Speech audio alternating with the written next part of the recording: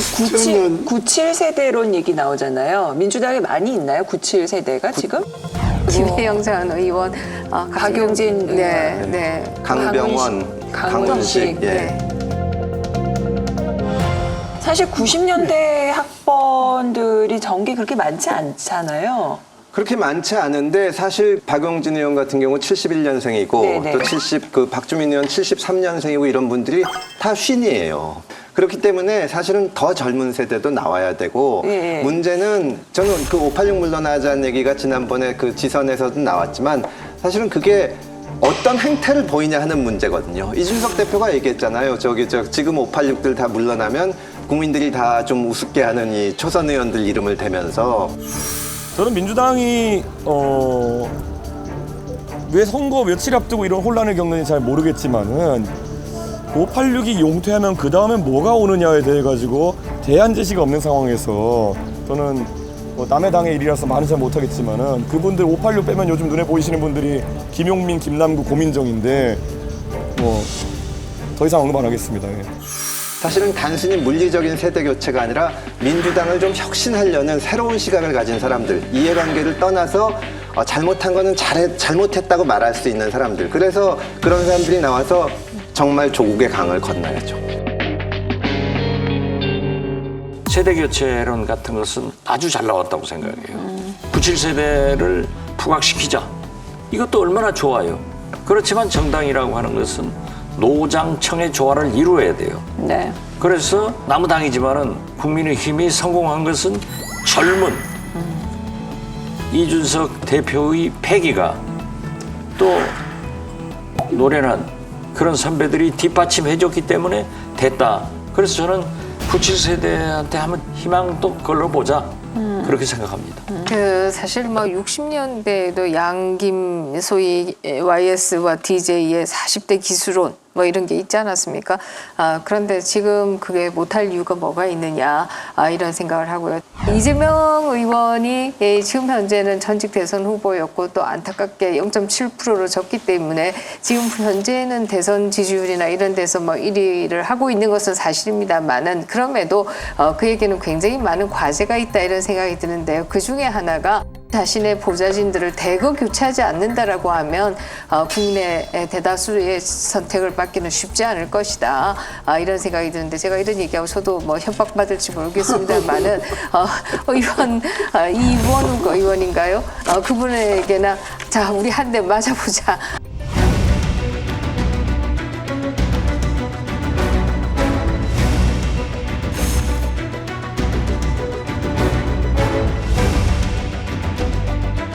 이런 보좌진들이 옆에 있으면은 저는 다수 국민의 지지를 받기는 쉽지 않을 것이다.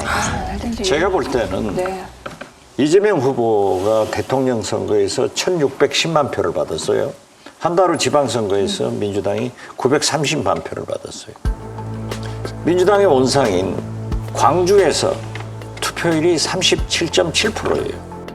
이걸 잘 생각해야 돼요. 그렇죠. 네. 그리고 방금 김민전 교수님께서도 말씀하셨지만은 선거는 한 표가 많아도 당선되는 거예요. 0.73%. 그걸 왜 불러요? 패배한 사람들이. 그런다고 대통령이 바뀌나요? 0.73% 졌으니까 부통령 시키나요? 인정할 것 인정하고 성공할 수 있도록 협력하고 잘못하는 것은 지적하는 그런 야당이 돼야지 이전 투구하고 자기들끼리 반성하고 무슨 치고받고 이런 건 안 해야 된다. 의뢰이 선거에 패배하면은요 싸웁니다. 이긴 당도 농공행상으로 싸우는데 지금 국민의힘 보세요. 이준석 대표하고 싸우는 거. 저는 이준석 대표가 젊은 청년으로서 보수 정당의 대표가 돼가지고 대통령 선거에 지방선거에 결정적 역할을 했다고 봐요. 그런데 민주당은 박지원 여성 비대 이 공동위원장을 좀 잘못했다고 해서 버리려고 한다고. 그래서 저는 그런 것도 문제가 있다. 그리고 전통적으로 민주당에는 그런 게 있습니다. 당직은 당원이, 공직은 국민이 그런 경선을 했어요. 그렇기 때문에 지금 현재 당헌 당규를 보면은 당대표 경선이기 때문에 국민 여론조사가 조금 부족해요. 이재명 후보 하나를 보더라도 당원들은 70% 이상이 대표가 되라 이렇게 얘기를 하고 국민은 조금 낮은 것 같아요. 그러나 재밌는 것은 윤석열 대통령 취임 한 달 만에 차기 대통령 후보의 선호도를 조사하는 여론조사가 있더라고요. 그걸 보면은 또 이재명 후보가 앞서고, 그래서 저는 어떤 강력한 권력도 정치는 민심을 못 이기고 경제는 시장을 못 이긴다. 그러니까 민주당도 이렇게 투쟁하면서 싸우면서 국민 여론도 보고 당심도 보면은 자동적으로 결정될 것이다. 그러나 지금 싸울 때가 아니다. 싸우면은 자꾸 멀어진다. 싸우면은 자꾸 사연패 된다. 저는 그걸 말씀드려요. 민주당은 수박 논쟁에 이어 철험회 해체 주장으로 갈등을 빚고 있는데요. 당내 철험회 해체 요구에 대해 민주당 황운하 의원은 이분들은 합리적이고 온건한 성향을 가진 개혁의 순교자라고 얘기를 했는데요. 철험회는 보스가 있는 개파 모임이 아닙니다. 합리적이고 온건한 성향을 가진 분들이 대부분입니다. 정치개혁이나 검찰개혁의 그 과정에 자신이 기꺼이 순교자가 될 수도 있다라고 하는 헌신의 각오가 돼 있는 분들이거든요. 순교자요? 순교자?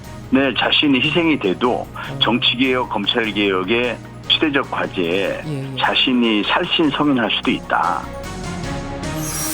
왜 순교자라는 표현을 썼을까요? 그러니까 자기들이 어떤 희생을 한다는 이미지를 계속 내고 싶어 하거든요. 이분들이 바라보는 세계는 자기들은 개혁 세력인데 반대쪽에는 기득권, 친일파, 보수 언론 이런 게 있는 그런 선악으로 나뉜 세계를 얘기하기 때문에 하는데, 황운하 의원이 뭐라고 얘기를 하건 철험회가 어떤가를 놓고 만약에 황운하 의원하고 저하고 토론을 한다면 저는 한마디도 안 하고 그냥 한동훈 장관 청문회를 틀어주겠습니다. 사람들이 어떻게 평가를 하는지. 이 논문을 일저자로 썼습니다. 이모하고 같이. 공저자가 아니라 일저자로. 누구와 같이 썼다고요? 이모하고요. 이모. 제 딸이요? 그렇습니다. 내 딸이 이모 썼어요. 제가 사실 뭐 이걸 잘 챙겨보는 아빠가 아니라 잘 모르긴 하겠는데요. 이모랑 뭘 같이 했다는 얘기는, 논문을 같이 썼다는 얘기 제가 처음 들어봅니다. 확인을 해보니까 지금 그 물품을 지급받았다는 보육원의 경우에 기증자가 한 아무개라고 나옵니다, 지금. 그리고 거기에 해당되는 것은 영리법인이라고 나옵니다.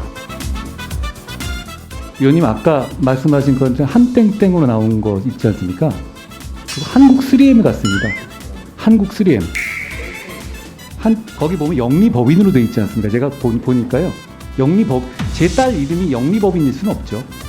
저는 한국 3M으로 보입니다. 검사할 생각이 없습니다. 그리고 저야말로 검사로부터 독직폭행까지 당한 여러 가지가 더 있어야 되겠죠. 대통령 배우자가 되면 카톡을 하겠습니까? 텔레그램으로 하겠습니까? 질문하신 건가요? 답변하세요. 다 지금 말씀하신 아니 거죠? 지금 이 질문에서만 빨리 답변하세요. 왜 제가 하는데 웃고 계세요?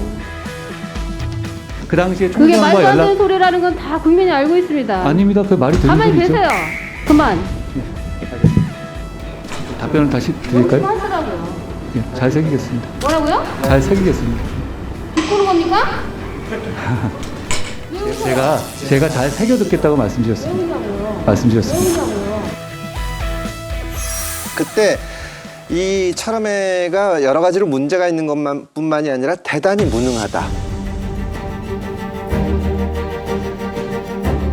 저도 민주당에 대해서 아직도 애정도 있고 하지만 민주당 지지층 입장에서는 창피스러울 정도의 모습을 보인 거거든요. 그래서 이준석 대표가 그냥 비웃지 않습니까? 586들 다 물러나면 김남국, 김용민, 고민정, 뭐 이수진 이렇게들 할 텐데, 그러니까 거기에 대해서 민주당 사람들이 반박을 못하는 게, 아니 개혁의 순교자고 온건하고 합리적인 성향이면은 왜 그런 얘기하냐고 하지만 뭐 갖고 얘기한지를 알거든요. 정말 황운하 의원이 저렇게 얘기하시는 걸 보면 국민들이 어떻게 생각하는지 모를 뿐은 아닌데 맨날 자기들끼리만 얘기하는 것 같습니다. 지금 한동훈 장관을 임명하는데도 아무런 그 반대가 없고 사람들이 비판하지 않는 것 중에 하나가 그 철험의 사람들 청문회 하면서 헛발질한 것 아니야. 자기네들 그걸 생각해야 되겠다. 아, 우리가 진짜 한심한 사람들이구나. 이렇게 생각을 해야지 민주당이 제대로 되려면 저 철험회 같은 거 저 없어야 됩니다. 마치 공부 모임하는 것처럼 둔갑을 했잖아요. 근데 실질은 개파 모임이거든요. 이건 해체 선언을 해야죠. 해체 명령을 해야죠.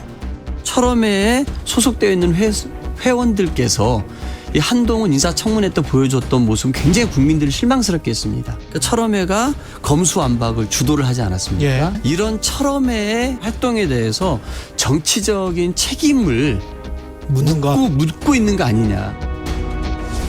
지금까지 활동 성과나 앞으로의 활동 방향에 대해서 기대하고 응원하는 의원들 또 우리 당원들의 목소리도 경청할 필요가 있거든요. 오히려 섣불리 그런 주장을 하다 보면 분열이 촉진될 수 있습니다. 비대위원장이 특정 모임에 대해서 해체하라, 다시 만들어라 이렇게 접근할 수는 없다고 보고요. 철험회 의원들이 자체적으로 판단할 문제가 아닌가.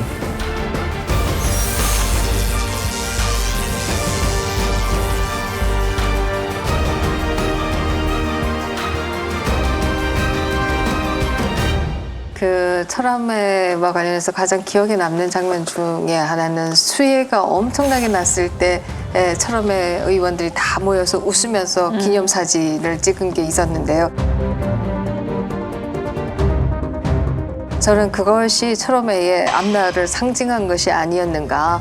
다수의 국민들은 어떤 고통에 빠지는지 알 수 없이 본인들끼리 모여서 집단 사고라고 하지요. 우리는 순교자다, 개혁의 사도다, 뭐 이러고 있는 것이 아닌가 이런 생각이 드는데요.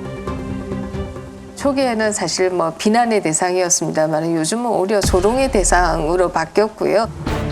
한동훈 장관에 대한 청문회가 바로 조롱의 대상으로 바뀌는 그 순간이었다 이렇게 얘기할 수 있는데요. 저는 민주당이 바뀌었다라고 하는 것을 보여주는 첫 그 징표 중에 하나가 이분들이 다시 법사위원회에 진치게 할 것이냐 아니냐 이것으로 판가름 나지 않을까 이런 생각을 합니다. 민주당이 이분들을 법사위원회에서 좀 제거하는 것이 이제 우리가 좀 변화하는 것이다라고 하는 것을 보여주는 징표가 아닌가 이런 생각을 합니다.